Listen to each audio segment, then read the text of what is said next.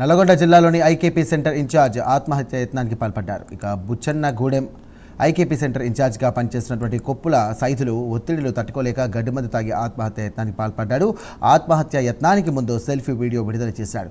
ధాన్యం సేకరణలో ఇక మిల్లర్ల వేధింపులు, అలాగే మరోవైపు రైతుల ఒత్తిడి తట్టుకోలేకే ఈ నిర్ణయం తీసుకున్నట్టుగా ఆయన తెలియజేశాడు. తన ఆత్మహత్యతోనైనా కొనుగోలు సజావుగా సాగాలంటూ కూడా సెల్ఫీలో ఇక కన్నీటి పర్యంతమయ్యాడు. ప్రస్తుతం సైదుల పరిస్థితి విషమంగా ఉన్నట్టుగా తెలుస్తోంది.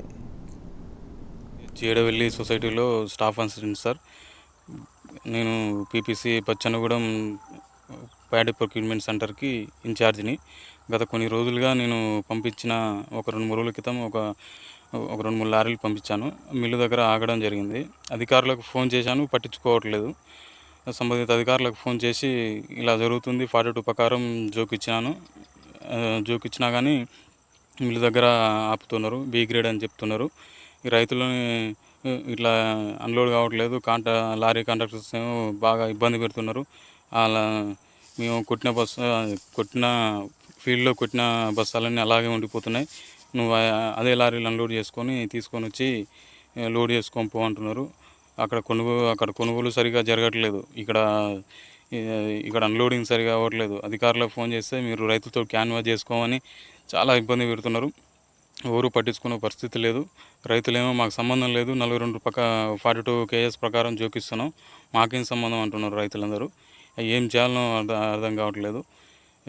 ఇక పంపించిన లారీలు మళ్ళీ షార్టేజ్ వస్తున్నాయి. దాని 42 ప్రకారం డివైడ్ చేసి రైతులకు రాసి ఇస్తూనే ఉన్నాం ఆ వేబిడ్జీ ప్రకారం. దానివల్ల కొంచెం తక్కువ వస్తున్నాయి బస్సాలని, అదొక ఇబ్బంది. ఏదైనా చాలా ఇబ్బందికరంగా ఉంది సార్. దీన్ని అసలు చేయలేకపోతున్నాను సార్. నేను